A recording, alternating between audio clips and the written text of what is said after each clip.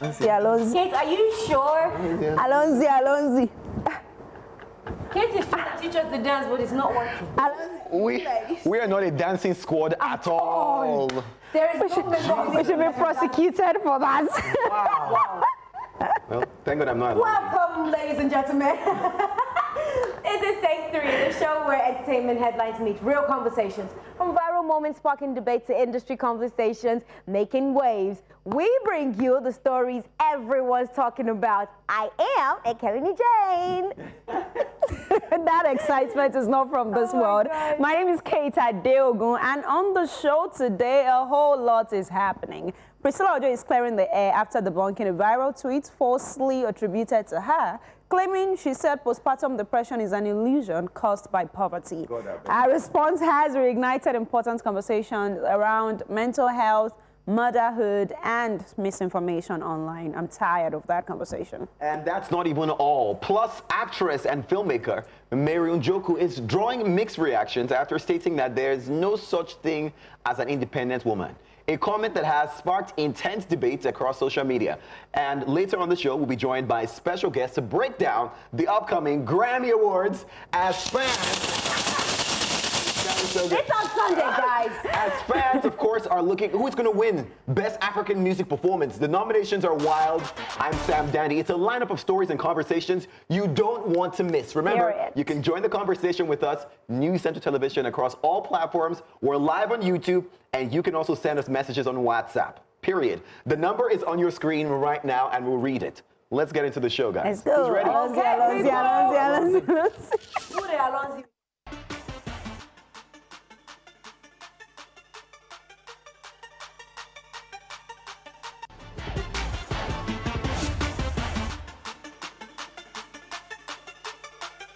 Today, in the world of entertainment, Afrobeat superstar Davido delivered a standout performance at the Grammy House event ahead of the 2026 Grammy Awards, further cementing his global presence. Clips from the exclusive showcase show the singer thrilling industry executives, tastemakers, and invited guests with his energetic stage presence and hit records. The appearance adds to Davido's growing influence within the Recording Academy ecosystem and underscores Afrobeat's expanding footprint on the global music stage ahead of music's biggest nights.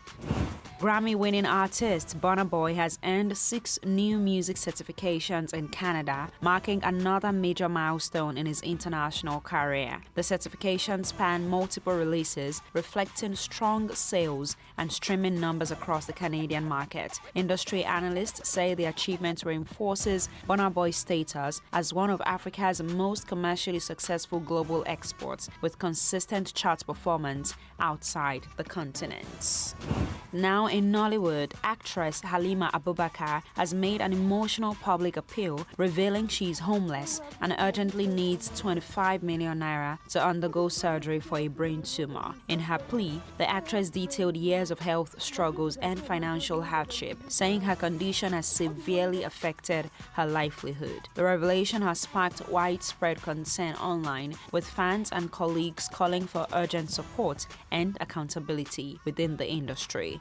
Meanwhile, the Actors Guild of Nigeria, AGN, has lifted the suspension placed on Nollywood actress Halima Abubakar. The announcement was made in Abuja by outgoing AGN President Emeka Rollas during the inauguration of the Guild's new national executives. Halima was suspended in October 2024 following an internal investigation that found her guilty of defamation and professional misconduct. The suspension barred her from participating in AGN activities and film production. Explaining the decision, Rollas said he chose not to leave any member suspended as he exited office, adding that acting is Halima Abubakar's primary means of livelihood, and the development has sparked mixed reactions across the entertainment industry and on social media. Moving on, filmmaker and actress Mary Njoku has ignited heated online debates after stating that there is no such thing as an independent woman. According to Njoku, everyone relies on systems, people, or structures in one form or another, arguing that absolute independence is a myth. While some praised her honesty, others criticized the statement as dismissive of women's autonomy, sparking broader conversations around gender roles and societal expectations. Veteran Nollywood actress Auntie Ajara has reportedly been hospitalized and is currently battling for her life, prompting calls for support from colleagues and fans. Details surrounding her illness remain limited, but appeals for prayers and financial assistance have surfaced online. The situation has once again highlighted concerns about healthcare access and welfare support for aging actors in the Nigerian film industry. Tension erupted at the burial of Bunmi Akinanu, popularly known as Omije Ojumi, in Lagos, as family members were captured during funeral proceedings. Videos from the scene show heated arguments escalating into a clash, disrupting the solemn event. The incident has sparked conversations online about unresolved family disputes, burial rites, and the emotional strain surrounding loss. Now, on a final note, music producer Leka Beat has released a new single titled Angels, featuring Omah Lay and Odumodu Black. The track blends melodic Afrobeats with gritty rap elements, drawing praise for its production depth and the contrasting styles of both artists. Since its release, Angels has gained traction online, with fans tipping it as a strong contender for chart success. Veteran Nollywood actor and former AGN Enugu chairman Stanley Amandi has been arrested by security operatives over his alleged involvement in a coup plot aimed at overthrowing President Bola Ahmed Tinubu's government.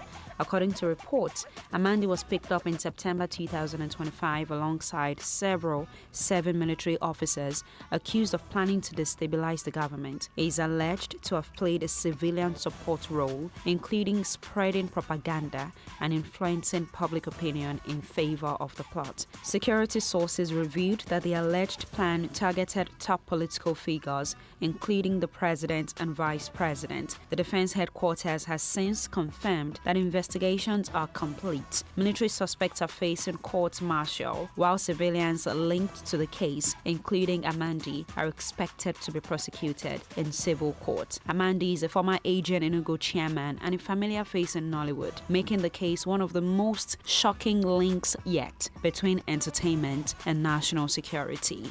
Now you're up to date on the latest happenings in the world of entertainment.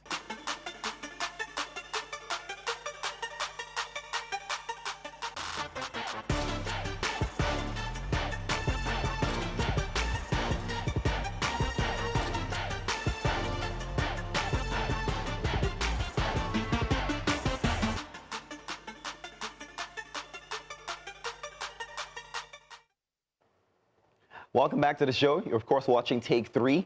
The squad is here. We're about to get into some of the hottest conversations in entertainment. And I'm excited, but my heart is beating like boom, boom. A lot is going down. I mean, we're up to date on the biggest stories. A lot of Nollywood, you know, I want to say like sad stories, you know what I mean? We do hope that, honestly, people get the support that they need. But Mary Remi Njoku is also in the news. A viral Instagram post by the Nollywood actress, started generating conversations about independence, arguing that most people become independent by necessity and not by choice. The post suggests that self-sufficiency often develops when individuals lack dependable support systems rather than for a desire to be alone. It emphasizes that not one or no one truly wants isolation, but learns independence in response to inconsistency and disappointment. I mean, her tweet is literally on the screen. She says, so before labeling a woman as independent or overly self-sufficient, it's worth, oh, we're reading that one, okay. Another part says, there's really no such thing as independent woman. Independence is not a preference, it's usually a response. No human truly wants to do life alone. I mean, the message encourages people to reflect on their own reliability before labeling women as too independent. I don't know. It seems like, I don't want to say a woman conversation, you know, because it's honestly not. Because sometimes, I mean, women and men do rely on each other, you know. So, Kemi, what do you think about this? Are they independent women? So, yes, they are independent women. I agree with her. I just would rephrase that statement, right? So they're independent women. It is just what causes the independence. Do you understand? It's like saying, are there broken people? There are broken people. True. Waiting they break up. Do you understand? So yes, independent women exist, but if we're to follow her train of thought, her thought process on this, she's saying that the independent women that you see is not a matter of choice. Nobody really wakes up and says, you know what? I want to be a... I have a great support system, but damn, but no, I don't need you. Right. And then I'm going to get up and do stuff myself. And I agree with that. We don't see it in even nature.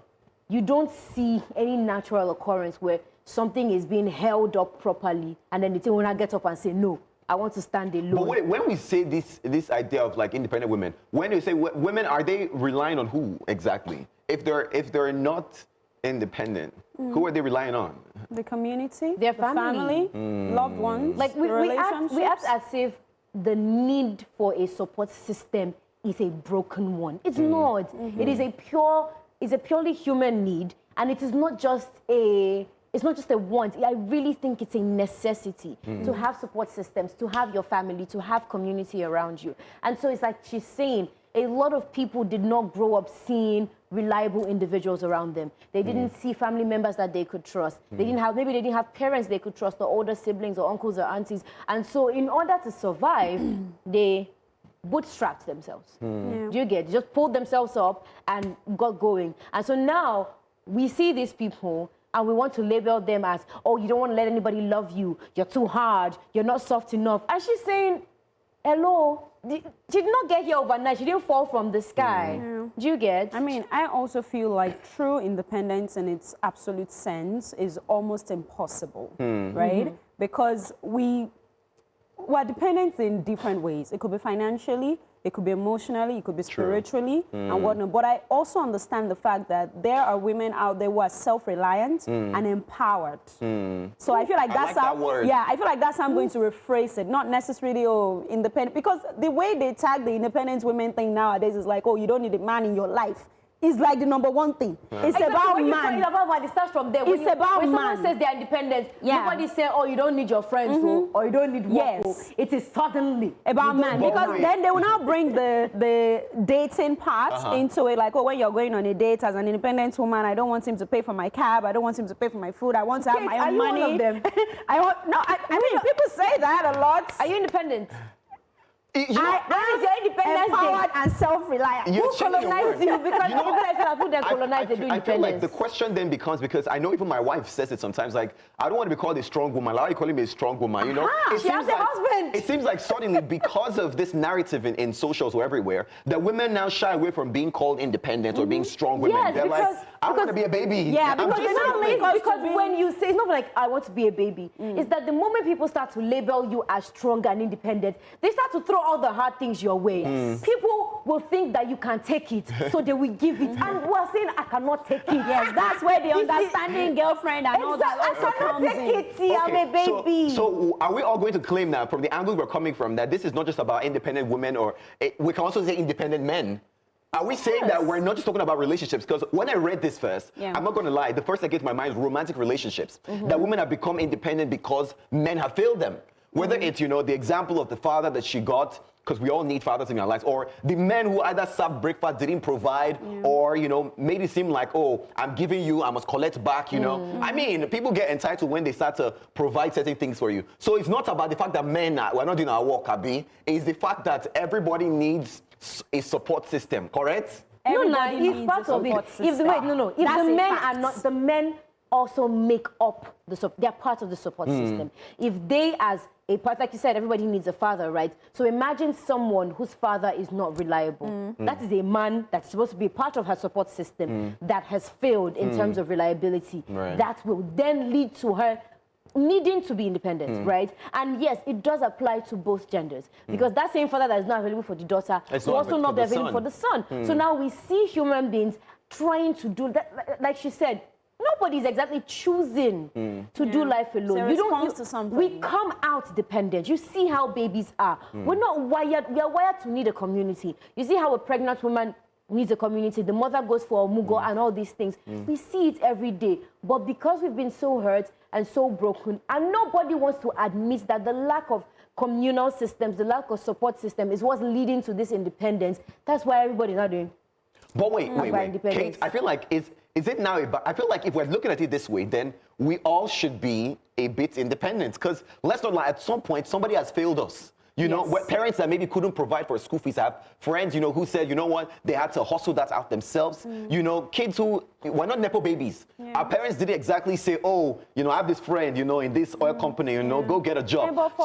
So what we're saying is it not fair or right that we're all, honestly, should proudly say we're independent? Well, if we're capable and self-determined. So there are people that are not capable. Yes, in no. Nigeria, I feel like, honestly, the system we're in, unfortunately, for everybody, has forced us to all be independent, or else. Yes. Wow. Yes, it's the or else. Because it will be hard. You really don't want to You've been independent also has to do with your capabilities. It also has to do with what you're capable of doing. At the end of the day. I feel like and how self-determined you are as well. Nigerians were capable of a lot. Yes, I mean, absolutely. I'm not saying it should be a reason why other people should not take responsibility. Government should not take responsibility. Relationships, husbands, wives shouldn't take responsibility. But I'm also saying that we are strong. Jesus. No, but wait. Is that strength from a place of choice? We are strong because we didn't have choice. We don't really know another way to be. Because of our struggles. Have we thought about, what would happen if we didn't live in a dysfunctional society? Or if our parents didn't have to work so hard and we had loving, Can I preach? strong... Can I preach? Not everybody, but for most people, what would they look like if they had support systems? Do you think that we will have these many independent men and women if there were support systems? I feel like the term has been abused a lot, Sha. The independent women, the independent man. I think because we are all dependents. Let's not lie. I'm really Honestly, shocked. I feel like, don't forget, you can send us messages as well as on WhatsApp to join the conversation. But a round of applause for those who are honestly like just taking up space and doing it themselves and being independent. Because somehow I do feel like, I don't know if it's a Bible, I don't want to say Bible every single time, but somehow if you're going through something, you kind of have the strength to. And even sort of looking at it and saying, why am I here? I can't do it. I can't do it. Think about it and get a perspective like, you know what, maybe I can. Maybe no one else around me is giving me support, fine, but I'm like, able to. I'm sorry, I am not applauding anybody's independence. Like, I mean, if you've done well for yourself, well done. If the situation warranted that you did it by yourself, but then well done. Celebrate But them. No. We're not going to applaud a lack of support system. That's what it is. We will not applaud dysfunctionality. we need it. I mean, when we were younger. If you see who to hold. Hold the person. Because I was going to say, when we were younger, they used to say that it takes a village to raise a child. All this independence. And everybody's clapping this independence. See, but at the end of the day, why I'm appreciating those who decided to still fight through is the fact that there are some who are entitled. There are people who are seated at home right now. You don't have work because your father has house. You are not working for years. You haven't gotten a good job, but you are not doing anything. So I will celebrate those who are independent because people can choose not to be and sit down across their leg and then do nothing. So wait. So we have another hot topic that we have to get to. Do. But on a final note, I really just want to say that why do we always look at dependence or independence from a financial standpoint? That's what I mentioned. It's not about money. What if I just need somebody to talk to? What if I need somebody to pray with? What if I just need somebody to be with me through this process? I see, true. But if you don't have that person, what do? We are going to have to fire forward. We are going to have to fire forward. Find community, Find community. Well, find a community. Honestly, that's why you should have good friends. You should work in church. You should have a community of friends that you can talk to when things are hard. Honestly, it's important. It's important. But you can't do life alone. Yes, you can't. But then speaking of doing life, guys, now that I don't like the fact that we're coming from this place because we're about to enter this hot topic, right? So singer Harry Song has spoken out following allegations made by his ex-wife as he addresses questions surrounding the custody of their children. Guys. So in a statement that he shared online, that is Harry Song, he explained that his decision to take custody of the children was made with their well-being and stability in mind. He maintained that the situation has been misunderstood in some quarters and stressed that his focus remains on protecting his children from public drama. The singer also noted that he has chosen to avoid public back and forths, saying certain details are best kept private to safeguard the emotional health of the children involved. You can see the post. Okay, so it says, I'm not backing down anymore. I'm fighting to the last for my kids. Let's go to court. So his response has since sparked mixed reactions, with some people supporting his stance and some other people calling for more transparency, right? And we should also note that this response of his is coming on the heels of his ex-wife making a series of videos where she says that she's now giving up custody giving up custody of the children. Right? Sorry, I'm sorry. I meant that she responded to his statement saying that she's giving up custody of the children so that there's no back and forth. And it was such an emotional video. I think we should see it. Can we see the video? Yeah. It was... Take my kids to go and live with an house help, your house help. Because you feel like, since I said no, I rejected you, your offer for me to come back, you want to frustrate me. I currently live in Asaba, and he has made it clear that I would not be, it will make my life miserable in this Asaba. So I planned on relocating to Lagos. When I took him to welfare, I told him. Of course, I know he's going to come out to counter these things I've said, because of course, he knows how to lie. So he will fabricate something, a lot of things to counter this. But no problem. Mr. I'm not doing this because I am weak. I'm doing this because I need to leave. That is why I'm doing this. Wow. So after this video surfaced online, Harry Songs has now reacted to this particular video on his Instagram story. That's when he now said that he has chosen restraint to protect the mother of my children and most importantly our kids, because what's said online lives forever. I previously made the mistake of speaking out of emotions and learned the hard way. I never said she couldn't have access to them. Them being in my custody is a decision made for reasons I can't put out on the internet. I've remained an active, present father, and I've continued to provide for our children, even while they were in her care. The current narrative online is deeply hurtful and risks damaging the very image and career that supports our children. Is it worth it? I want to engage in public back and forth that could one day harm them. My focus remains their well-being. So that is his reaction to the videos that Alexa Perez dropped. Now let's mention that the marriage, of course, was in March 2021 and produced 2 children who are 3 and 4 years old, according to daughters, I believe. Yeah, girls, according to the mom. And then as well, when this issue started, 2024 January-ish, yes, there were speculations that he said, oh, because they are girls. Or she mentioned in one of the videos that she was dropping, because there were lots of videos on social media at that time, where she said, oh, he didn't want the girls because they were girls. You know? So that also drove the conversation further. Empathy to the lady that, okay, children are heritage of the Lord. Why are you saying you want boys and you want girls? Daddy does determine gender. if that if that portion of the, I mean, we don't know, but if that portion of the story is true, then, sir, that's on you.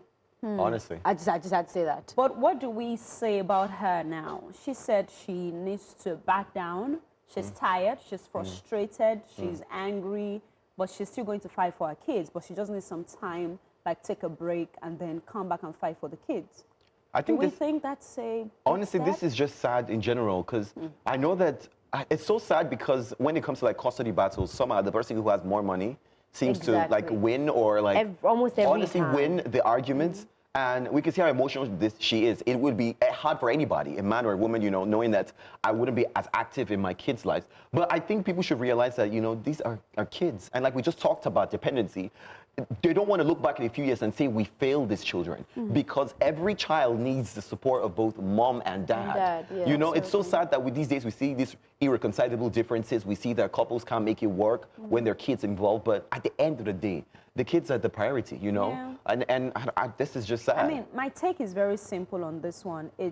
I pray that God grants her the strength to do whatever she wants to do, but I also hope that she fights for these children. Because the truth is, no child wants to grow up from a dysfunctional family. Honestly. The detrimental value it brings on the children or even the family at large is crazy. And yes, we know that sometimes they say, well, the fact that you're coming from a dysfunctional family does not mean that you're going to birth a dysfunctional family. Yourself. Like Yoruba people will say that, hey, God, I beg, I hope they will not arrest me one day. That, inu ikoko dudu, you know, from a dark pot, something white comes out of it. Wow. That kind of stuff. I'm sorry. You know? Wow. You understand what I'm saying? But at the same time, even if we're looking at that, she still needs to put these children into consideration. So whatever she's doing, I understand that she needs the break. It can be tiring, you know, going back and forth. And you know that, just like you said, this person has money. It probably has a upper hand than you do. So the fight will You know, easy. she's not just saying that, oh, I need a break. She did say in the video that he's harassing her. Yes. Like, so this is not just, oh, I'm tired of taking care of my children. Yes. It's just, I'm tired of being harassed and I no longer have the energy to fight. A lot of the time, there are a lot of expectations on a mother, right? We act as if because she carried them for 9 months and she pushed them out, then she's suddenly Superman. She's a person. We don't know if she has a support system. We don't know who is helping her fight this battle. Yes. So if her allegations are true and she's indeed being harassed, that's a lot. Yes, Honestly. indeed it is. And that's why I said it at first, that I pray that God grants her the strength and the people who are going to support her to fight this fight with her. Because Harry has also put out his own now. You don't know what's going on behind the scenes. You don't know. And then the fact that she dropped the crying video and pathetic video that, you know, sympathy and all of that does not mean that she is also 100% innocent with everything that is going on. But guess what? No. Remember that this conversation is not about their relationship. It is about raising the children. Nobody, so she's claiming that because she doesn't want to come back to the marriage, he is saying that he's going to keep the kids. Basically, if her allegations are correct and they are true, he's using the children as bargaining tools. Which is crazy. Do you understand? Like, this is not about their relationship now. It is about what is good for these little girls. Honestly, their relationship is gone. We can tell that it is sour. Clearly, I don't know what people are patching again. Even though some people would consider coming back together because you're thinking, at the end of the day, the kids are important. No, well, the kids grow up in separate but functional systems than coming together and breaking them even further. Even further, honestly. I think that it's sad to see that two grown adults will use their kids to go back and forth. I think, and that's why she's choosing to sit back a little like, you know what? Because this Let's could stop using also the be, children as pawns. let's not do this. People should do better, honestly. We don't want to keep seeing these happen, man. Okay, guys, remember that you can still send us a message on WhatsApp. We can still read your comments on YouTube. We're going to go on a quick break. When we come back, the conversation continues.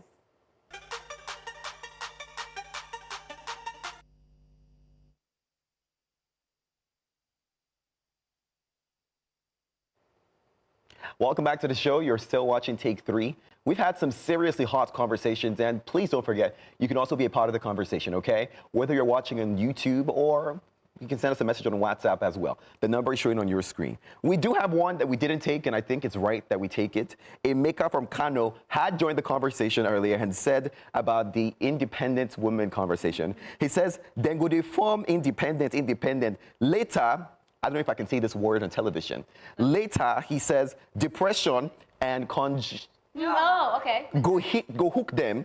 Then he says we must realize that we are created to be one another's support system. No man or woman is an island. He says it's 2026, mingulo. But I also have to point out that we really need to stop making fun of people being independent. And I think that's what Mary was trying to counter. Like, nobody is independent by choice. Something led to that person being in that position. Well, but, guys, like I said, when we come back, the conversation continues, right? If you didn't know, Grammys, the Grammys, please, a little shaker for Grammys, thank you. The Grammys 2026 is on Sunday, the 1st of February. So today we have a guest to break down the road to the Grammys. We want to know the nominations, who are we expecting to win, and how has Afrobeat been spotlighted in this year's Grammys. So joining us today is Kemi Israel. She's an A&R representative for ONErpm. Kemi, can you hear us? Lovely to have you on the show. Yeah. Okay. So this is a big Take 3. I totally forgot about that. Okay, welcome to the show. Lovely to have you. So we're going to just dive straight into it, okay? At a glance, right?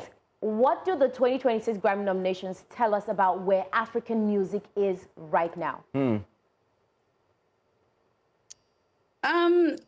It's great that we're being recognized at a global level. You know, as usual, to be honest, there's no surprise with the nominations because I don't want to say these are like kind of the usual suspects, but yeah, there's really no surprise with the nominees. Davido had a great year. Tyler had a fantastic year. Yeah, so it's to be expected, I guess. Lovely to see Ayra Starr getting nominated again, of course, representing the girlies in Nigeria. So I mean, what does it say about? I mean, it's great that we're being recognized. That's it. Now, talking about Nigerians and Africans, I mean, I think I was drawn to the category Best African Music Performance now. Of course, there are a lot of people, it's packed how they try to put Africa in this one category, but seeing that there were at least 3 Nigerians in this particular category, are we the giants of Africa? Is it really Afrobeats? Are we leading the pack, or does it really matter? As long as it's African, you know, it's a win for all of us. What do you think? I mean, a win for Africa is definitely a win for all of us. I think at the end of the day, we have to realize that the Grammys are a U.S. award show. You know, it's an award for the United States of America, the music industry in America. And they've been, would I say, magnanimous enough to extend their categories to cover, you know, regions outside of the United States, but it is still primarily an American award show. So we cannot exactly expect, it's just like, you know, having the headies and having, say, Americans or foreigners dominate the heady nominations list. Obviously, it would cause a lot of uproar. So at the end of the day, it's still an American award show, and we just have to, I mean, obviously there could be much more opportunities for us. I guess there could be a lot more categories created to recognize more African genres rather than just Afrobeats or just lumping everybody into the same category. But it is still a US American award at the end of the day. So at the end of the day, we need to build our own institutions so that we're all not fighting to win one Grammy. But just going off what you said, it now has me wondering, are we implying that they're doing us a favor? Because is the music not global? Are they doing us a favor? The music is global, but then again, you don't see Nicki Minaj being nominated for Sound City MVPs, do you? Or being nominated for Headies. I mean, you don't see Cardi B being in Best Hip Hop in Nigeria, you know, not because, and her music is global, you know. Again, we have to remember that as magnanimous as they have been to extend their categories to different regions, it is primarily it's an award show that is built to recognize the music professionals in America. No, they're not doing us a favor by recognizing us because, yes, our music is global and we deserve the recognition. But we also need to know that we cannot go to another man's land and dictate how they should operate. Yeah. You know, we should build, if we had our own solid institutions, if we had, if we have our own award shows, we do have our own award shows. I guess people just don't have as much faith in them as they used to. But like, I feel like Nigerians like to do this thing where when we start getting foreign recognition, we like to just forget home completely and just, okay, well, I'm for the international borders now. So yeah, I don't want Nigerian money. Oh, Nigerian, you hear things like, oh, Nigerian streams are not worth anything. Yeah. And this information, these people just started saying things like this when Afrobeat started, you know, when it started getting more and more exported to the world. And I'm not saying that that's a bad thing.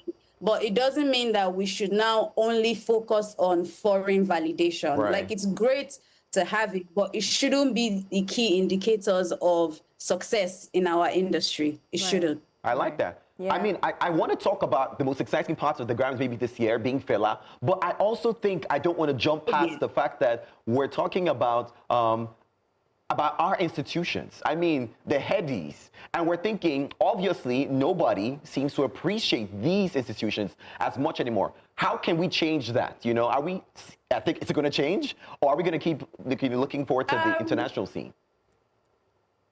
So the truth is, we have to fix home. There's a lot to be fixed at home. The faith that people have lost in these institutions, they're not unfounded. You know, we've had situations where, you know, these shows are not even being properly produced. There was an award show that I went for a particular year, and I remember getting into the hall was full. There was a ton of people still outside taking pictures on the red carpet, and there were no more seats. So they were basically saying, can you just manage? Can you just go upstairs? If you go upstairs, there's some chairs there. Or I got upstairs, there were no chairs. So I sat on the floor because I was wearing heels and my feet were hurting. So I sat, it was like one of those places where there's like risers. So I just sat on one of the risers, and after like an hour, I went to my house because I told myself I would never come back here. So I mean, if you go to an award show and you have that kind of experience, there's every reason why you wouldn't want to go back there. And it wasn't just me. I mean, maybe me, they don't know me because I'm an exec, but there were artists amongst us that sat on the floor. So at the end of the day, if I'm treated like that at home, I'm not gonna want to come back there. You know, there's questions going into like credibility of these award shows. What are the metrics? On what basis do they pick the winners? There's just been a lot, especially, you know, some key prominent ones. There's just been a lot of conversation around this, and it is not unfounded. So we need to do a lot of work to fix what is broken. Like, a lot of things are broken. It's Nigeria. But at the end of the day, we need to come back home. And I feel like people are not putting their hearts into it as much anymore because there's this desire to cross over, go abroad, or have international success. International success is great. It's fantastic. We would always love it. But because of that, a lot of people tend to take their hearts out of what they're doing at home. So to everybody, they just want to make money or do it, let them just do it, just so they wouldn't say they do it. So we need to be more intentional about building, preserving the credibility of our institutions. That's interesting. Nicely Now, said. Sam mentioned Fela's, you know, Grammy Lifetime Achievement Award, right? Is set to receive this one. Why do you think this recognition is taking so long? And what does this mean for African musical heritage as well? First of all, this is long overdue. And I mean, it's nice that he's finally getting the recognition, but we all know that this should have been a long time ago. Tell him. What does it mean for us? What does it mean for us? I mean, I think that, to be honest, I think that Africa is growing as a region, and it's not only in music, it's in different areas. Even in tech, there's points to Africa being the largest growing markets or some. It's not my area, so let me not talk too much about it. But, you know, there's a lot happening in Africa, and everybody is trying to put their hands in and take whatever they can, you know, from it. So as much as I think that the Grammys just have finally seen that, you know, with the success of Afrobeats and all of the music that has been crossing, especially since 2020, there's been a rebirth, because this globalization of African music, this is not the first time it's happening. You know, King Sunny Ade had his moments, Fela had his moments.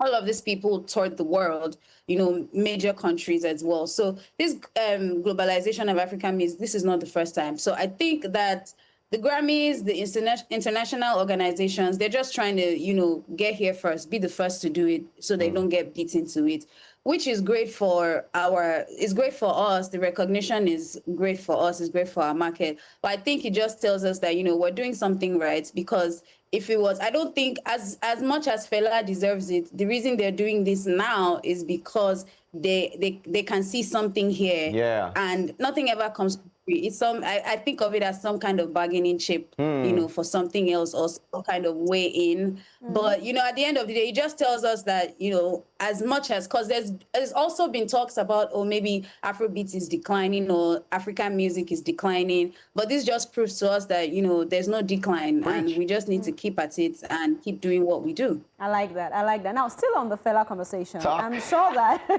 you must We knew have we were seen, going to go there. You must have seen the legacy tussle going on social media a couple of weeks ago with regards to who is the biggest. Is it Wizkid or is it Fela and then Fela Kuti and all of that? What's your take on that? My take is that everybody, we all need to respect ourselves.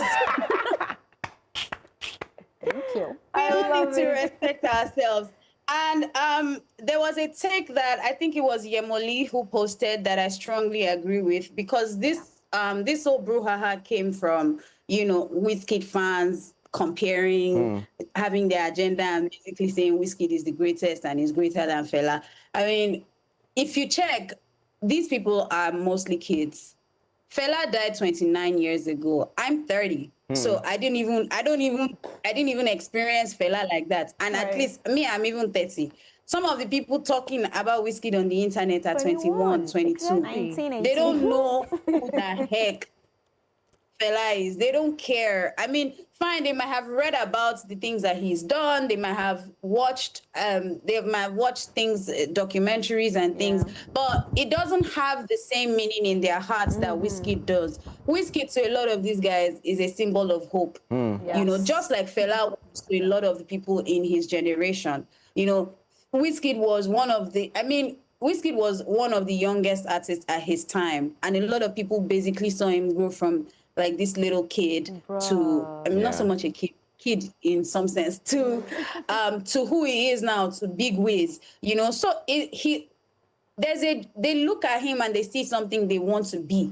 He holds so much space in their hearts that despite everything Fela did, they just didn't know him well enough, or know of him, or experience his music well enough to have the same meaning. So at the end of the day, we have to get where, you know, they're coming from with that. Also, when it comes to fan bases, they have their agenda, and agenda will always agenda. Like, the best thing is usually just ignore them and focus on you, because a lot of times, even the artists does not control the fan base. True. You know, they will still, they're still going to do what they're going to do. You know, the times when Wizkid and Davido were cool, the fan bases did not stop going after each other. And when the beef came back, they were so happy because food has landed for them.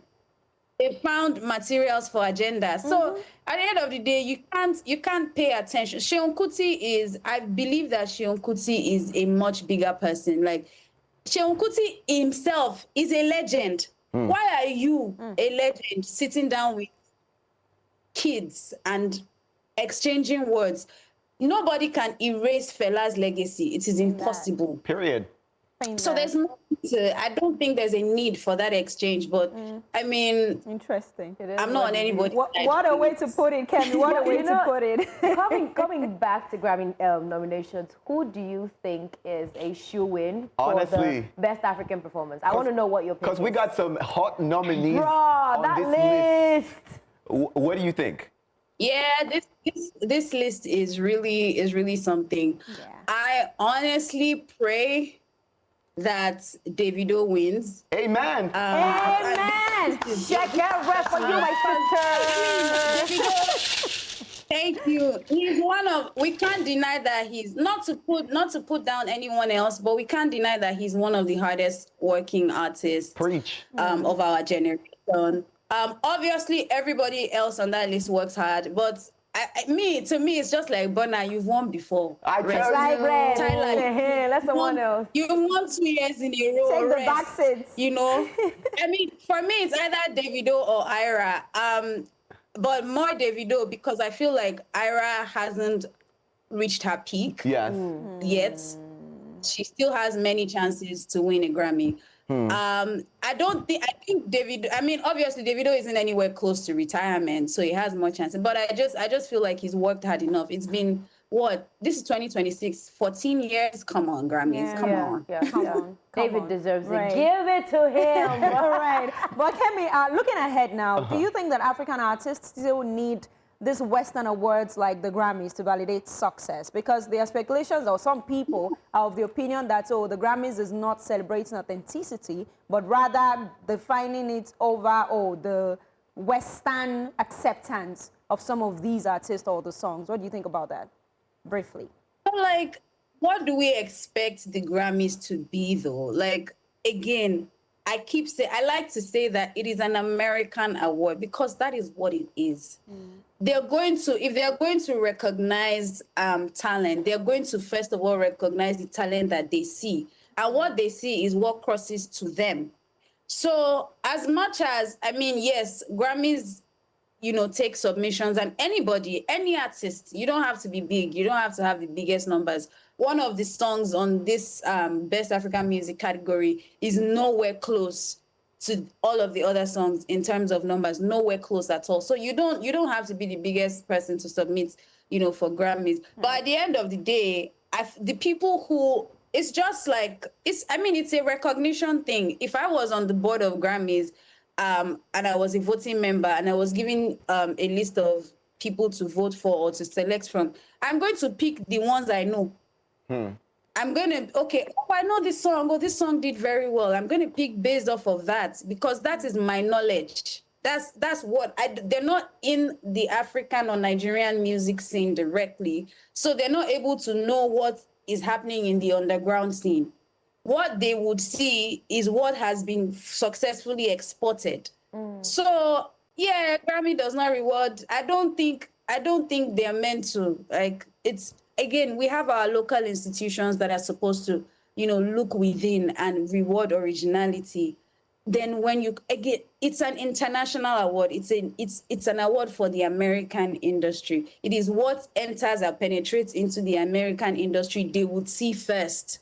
If nothing else works, then they will dig deeper. But on the surface level, what they will see first is what penetrates. So, well, it is what it is. We need to work on building our own institutions, so we're not crying every year when Grammy does not. Well, I gotta be honest, I do hope that we see our institutions even do better, and we don't have to rely on these international forces, that we're forced ourselves, because honestly, we're taking over, really. Indeed. That's how proud we are of Afrobeats. But of course, A&R exec, Kemi, thank you for being a part of the show. We appreciate you spending time with us. Thank you. We loved having you.